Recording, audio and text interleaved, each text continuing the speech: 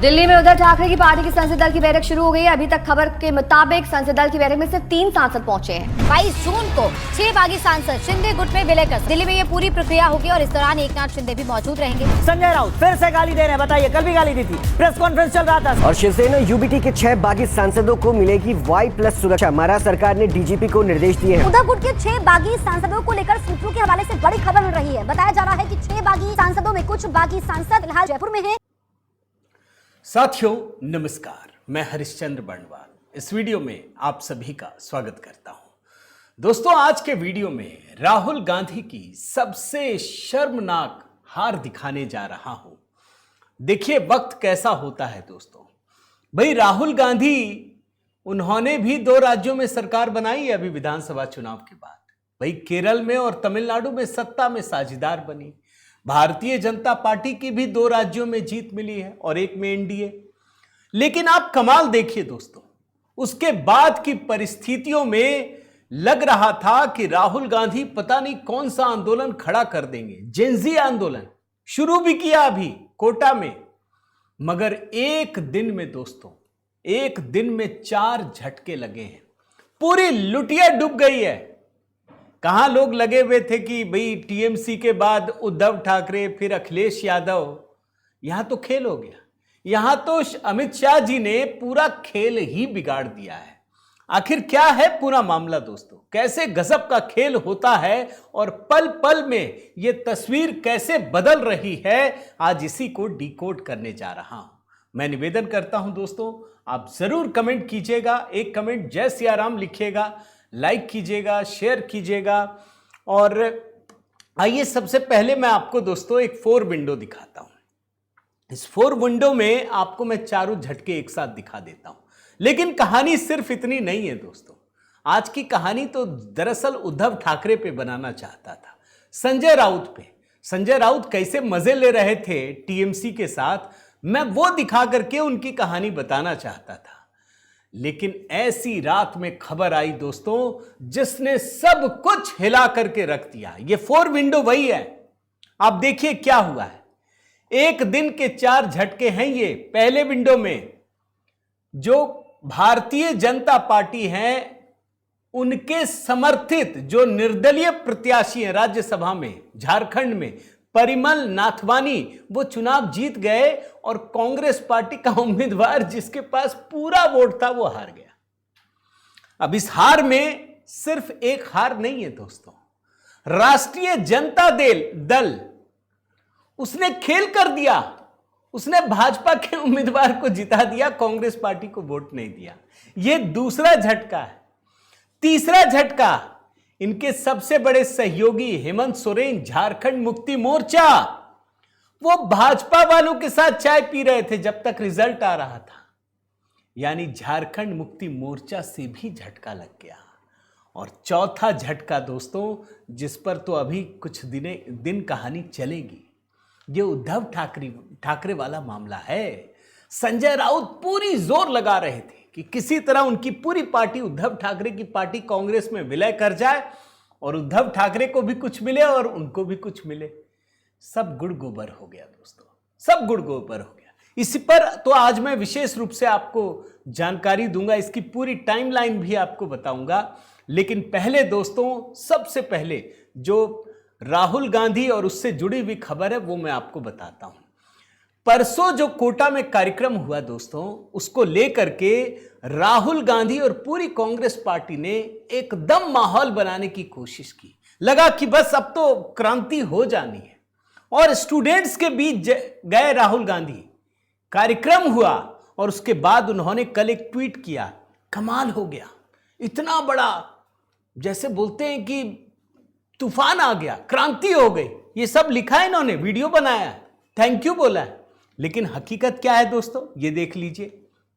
ये गए तो थे नई क्रांति पैदा करने, जेनजी का बिगुल फूंकने, वहां पर भी पूरा फ्लॉप शो रहा है। सिर्फ 5 विद्यार्थियों से बात की और ये पता चल गया कि ये स्क्रिप्टेड शो था। मैं जानबूझ करके दोस्तों उसमें जा नहीं रहा। वो आप मेरे ट्विटर हैंडल पर आप जाइएगा, आपको सारी चीजें मिलेंगी। मैं बिल्कुल नहीं जा रहा। यानी ये जा रहे थे जेनजी का आंदोलन खड़ा करने, लेकिन असर कहां निकला दोस्तों? सबसे बड़ा असर झारखंड में देखने को मिला। अभी ये उभरे नहीं है। मध्य प्रदेश में राहुल गांधी की सबसे करीबी जयंती नटराजन, उनके साथ खेल हो गया। प्रचंड सीट होने के बाद भी वो राज्यसभा सांसद नहीं बन पाई, ये आपने देख लिया। अब आप देखिए झारखंड में दोस्तों, 2 सीट थी राज्यसभा के लिए, 2 सांसद बन सकते थे, 3 उम्मीदवार। अच्छा, ये जो दोनों हैं, ये दोनों जीत सकते थे, झारखंड मुक्ति मोर्चा और कांग्रेस की। इतनी सीटें तो थी, लेकिन जीत कौन गया? भारतीय जनता पार्टी समर्थित परिमल नाथवानी। मैं जरा पहले आपको तीनों का वोट बताता हूं। राज्यसभा चुनाव में परिमल नाथवानी जो इंडिपेंडेंट खड़े हुए थे, जिनको भाजपा ने समर्थन दिया था, इनको 30 वोट मिला। 2 उसमें अवैध हो गए, कुछ गड़बड़ी रही होगी। 28 मिले और 28 ही चाहिए, वो चुनाव जीत गए। कांग्रेस प्रत्याशी को 19 वोट मिला और 1 वोट अवैध हो गया, यानी 20 वोट मिला, 1 अवैध हो गया। तीसरा, झारखंड मुक्ति मोर्चा के प्रत्याशी वैद्यनाथ राम को 31 वोट मिला, वो जीत गए, यानी कुल मिलाकर के 3 वोट अवैध हो गया। अब जरा गणित समझाता हूं दोस्तों कि परिमल नाथवानी को कितने वोट मिले? 30 वोट मिले। अच्छा, एनडीए के पास कितना वोट है? सिर्फ 24 वोट है। और जीतने के लिए आपको कितना चाहिए? 28 वोट चाहिए। यानी एनडीए के पास कुल मिलाकर के 24 वोट है, जीतने के लिए 28 चाहिए, मिल गया 30 और 2 वोट रद्द हुए। यानी जितना जीतने के लिए चाहिए 28 वोट, वो तो मिल गया। और ये जो वोट मिला दोस्तों, ये कहां से मिला पहले समझिए। पता चल रहा है कि राष्ट्रीय जनता दल के 3 विधायकों ने क्रॉस वोटिंग की है। तीनों ने निर्दलीय उम्मीदवार परिमल नथवानी के पक्ष में वोट दिया है। इसके अलावा झारखंड मुक्ति मोर्चा के 2 और माले के 1 विधायक ने भी खेला कर दिया। यानी यहां तो 2-2, 3-3 पार्टियों ने खेल कर दिया, सबने राहुल गांधी का साथ छोड़ दिया। अच्छा, झारखंड मुक्ति मोर्चा ने कैसे खेल किया वो भी आप समझ लीजिए। जीतने के लिए कितने वोट चाहिए? सिर्फ 28 वोट। और झारखंड मुक्ति मोर्चा के जो उम्मीदवार हैं वैद्यनाथ राम, उसको 31 वोट मिले। यहां भी झारखंड मुक्ति मोर्चा ने 3 वोट दोस्तों बर्बाद कर दिया। मैं जरा आपको पूरा झारखंड का गणित भी समझा देता हूं दोस्तों। कुल वोट हैं 81, जीतने के लिए चाहिए थे 28, और झारखंड मुक्ति मोर्चा कांग्रेस राजद के पास मिला करके 56 है। यानी अगर 2 भागों में बांट दीजिए 28-28, तो ये जीत गए होते, जीत नहीं पाए। आप समझिए इस बात को। इसमें अगर और थोड़ा सा मैं तोड़ूं दोस्तों, तो झारखंड मुक्ति मोर्चा के पास 34, कांग्रेस के पास 16, राजद के पास 4, भाकपा माले के पास 2 है, जबकि पूरे एनडीए में मिला करके सिर्फ 24 वोट है। दोस्तों, ये कहानी बताती है कि कांग्रेस पार्टी की हालत कितनी खराब है। राहुल गांधी के नेतृत्व को स्वीकार करने के लिए उनके वो साथी भी तैयार नहीं है जो उनके साथ सरकार में है, वो भी तैयार नहीं। ये बात आप समझिए। जरा वीडियो दिखाता हूं आपको परिमल नथवानी का, जो जीत के बाद भारतीय जनता पार्टी का जश्न मन रहा है। जरा देखिए ना।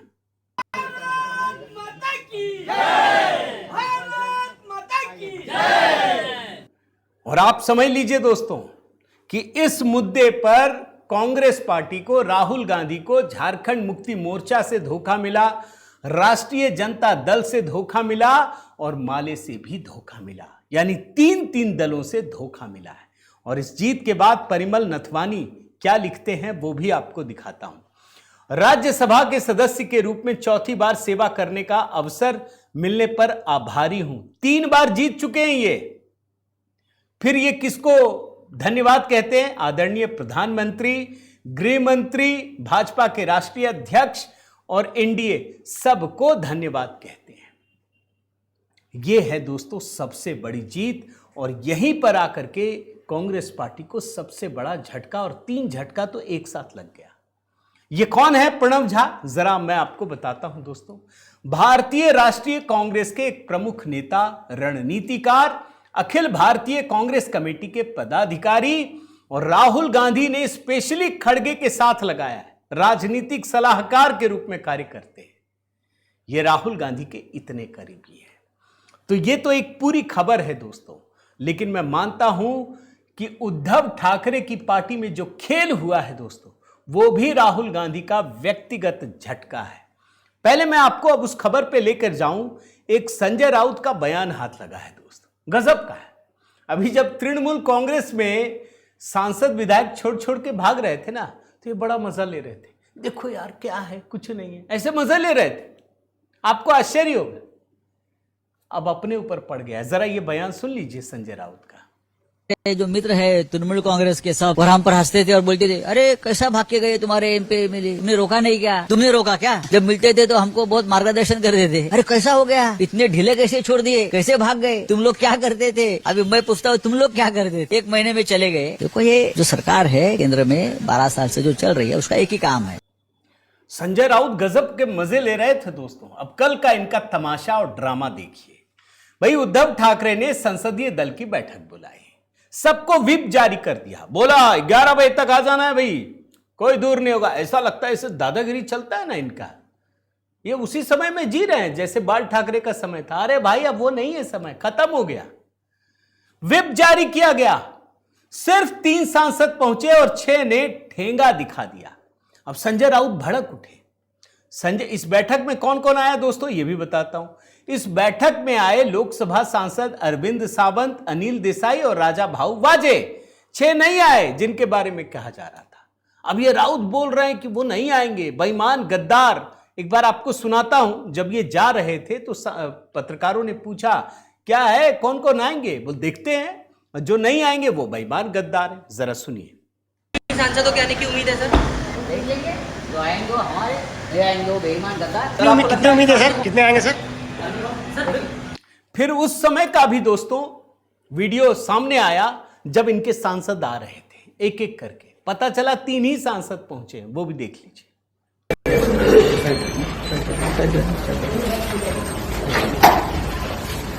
सर 3 ही है, और भी आ रहे हैं।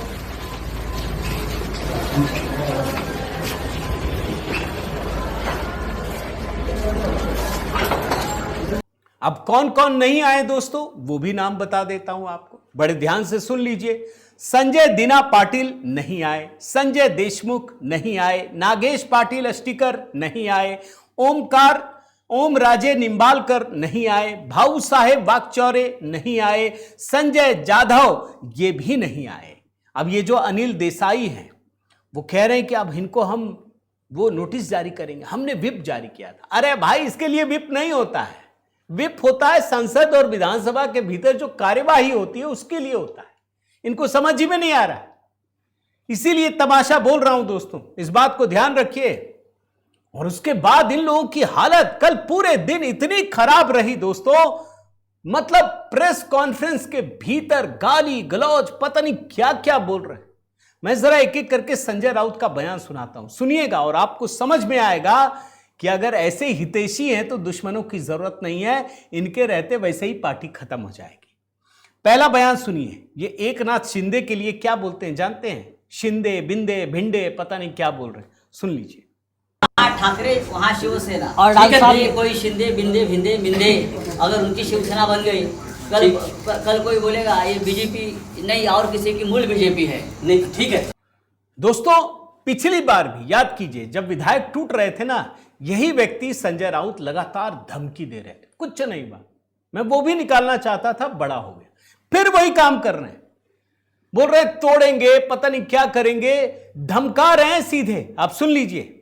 लोग आप जिसका नाम ले रहे हैं ये तोड़ेंगे ये तोड़ेंगे ये तोड़ेंगे, उनको लगता है एक बार ये कर चुके हैं, अब मैं कहूँगा तोड़ के दिखाइए। आपको नहीं तोड़ेंगे ना तो शिवसेना आपका बाप, हमारे बाप का नाम नहीं बताएंगे, और हमारे बाप का नाम बाला साहब ठाकरे है, समझा? क्या खेल लगा रखा है क्या डेमोक्रेसी का? उसको तोड़ेंगे क्या? पैसे की इतनी मस्ती आई क्या आपके पास? ये ईडी सीबीआई की धमकी आप किसको दे रहे हैं? हमको। हम जेल में जाकर आ चुके हैं, हम वापस जेल जाने के लिए तैयार है, लेकिन आपको सबक सिखा के जेल में जाऊँ। कभी कभी जब मैं पूरा बयान सुनता हूं ना दोस्तों, तो मुझे लगता है कि यार कुछ बेबसी है कि सब मेहनत उद्धव ठाकरे ने बनाया, सब ये लोग किडनैप कर रहे हैं, हाईजैक कर रहे हैं। अरे कोई किसी को हाईजैक करता है क्या? जरा इस हिस्से को सुनिए।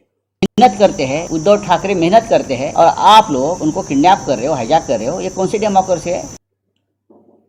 लेकिन आप 10 सेकंड अगर इनको लगातार सुन लीजिए तो आपको समझ में आएगा दोस्तों कि ये पार्टी दरअसल इनकी भाषा असभ्य है, ये गाली देते हैं। कल भी इन्होंने गालियां दी दोस्तों, ऐसी गालियां मैं तो नहीं सुना सकता, मैंने बीप कर दिया है।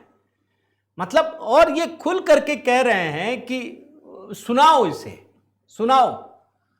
मतलब मैं आपको नहीं सुना सकता, आप अपने घर में किसी सदस्य के साथ ये सुन नहीं सकते। आप देखिए इस हिस्से को। अनेक ठिकाणी सिक्युरिटी वाढवली गेली, आंदोलन होतात, विरोध काय ठेवायचंय, आंदोलन होतात. ते शब्द काढायचा नाही. एक डरपोक हिम्मत असलं या ना मतदारसंघात. आज के समय दोस्तों उद्धव ठाकरे, संजय राउत इतनी हताशा में भरे हुए हैं, कुछ भी करने को तैयार हैं। मुझे तो लग रहा है अगर कोई हादसा हो जाए तो समझ लीजिएगा इनके सारे पुराने बयान निकाल लीजिएगा।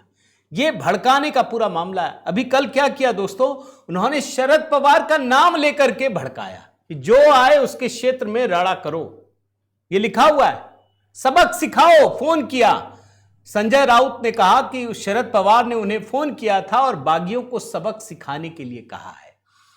गद्दारों को छोड़ा नहीं जाना चाहिए, उनके क्षेत्रों में राड़ा किया जाना चाहिए। और आप देखिए उनके भड़काऊ बयान का असर।